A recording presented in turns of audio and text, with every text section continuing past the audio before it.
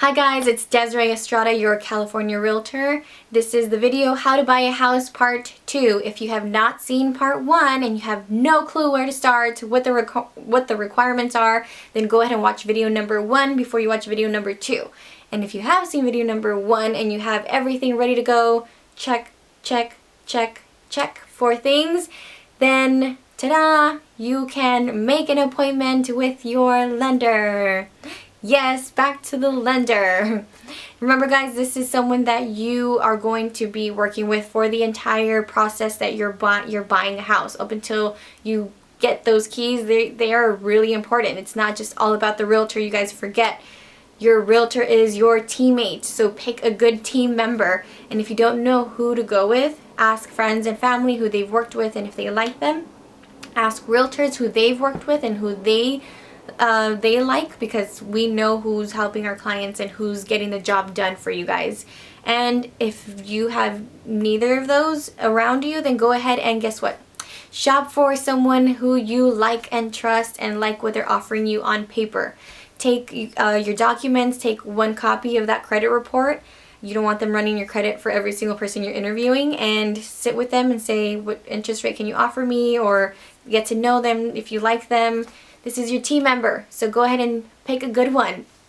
Once you found someone, you're going to go ahead and take 4, again, the number 4, you're going to take 4 documents to them so that they can review and see how much you qualify for. And those 4 things are, number 1, your taxes for the last 2 years and your W-2s. Number 2, your bank statements for the last 2 months.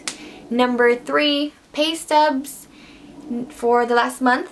So if you get 2 checks in 1 month, you bring in 2 checks, 2 pay stubs. Not checks, pay stubs. Number 4, ID and social security card. And I do get a lot of questions on whether or not you can buy with a TIN. I get so many questions, but right now, 2017, you have to have a valid social to buy a house. And yeah, sorry guys.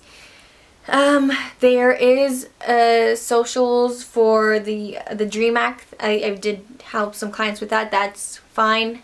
There's going to be some more questions with that, but it should be fine. Once you have all those 4 documents, you're going to have the lender review them. They're going to look at it, look at your debt, look at your income, and they're going to say, ta-da, congratulations, you qualify for this amount, or I'm sorry, you qualify for this amount and you need a cosigner. Which, by the way, a cosigner needs to qualify all the way around the same way we talked about in video number 1, the same way you're qualifying. You cannot have someone to compensate for you, as in if you have bad credit in the 4s and you have someone that has 800 credit, they cannot qualify, cosign for you and compensate.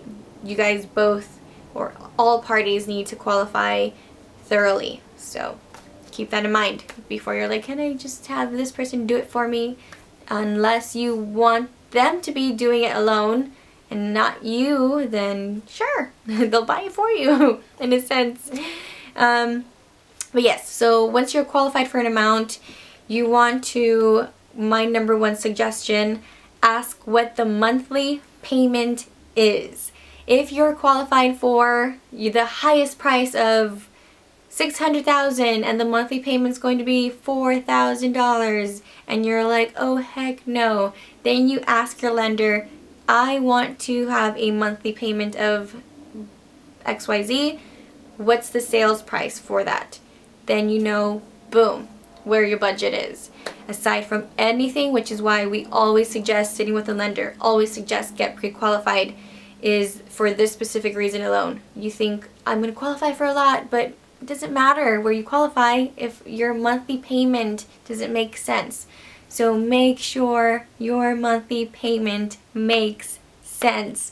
And of course, we can push it a little bit here and there, $30, $100, $200. But if we're talking thousands of dollars of differences, no, don't do it. Don't waste your time. So just know your budget, know what you're looking for, know what's on the market, know whether you can be picky or not, because right now, seller's market, and a buyer's market, but seller's market, you need to know, your realtor will tell you how to be strategic and what to do. So yes, you're approved, you know your budget, you know what you're looking for, you know everything. This is the fun part. You get to start looking at houses.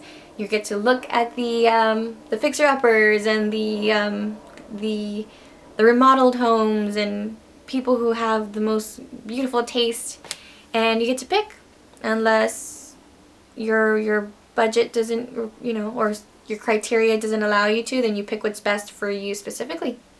And then you write an offer and you get your offer accepted and you open escrow. Ta-da!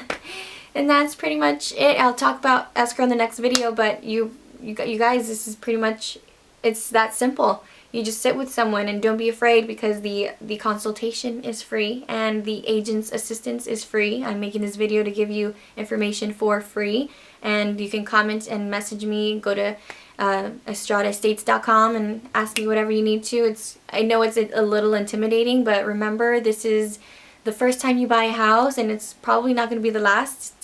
Statistics are showing that you guys are selling in 3 to 5 years and taking the equity and moving into the next house, or renting out the property.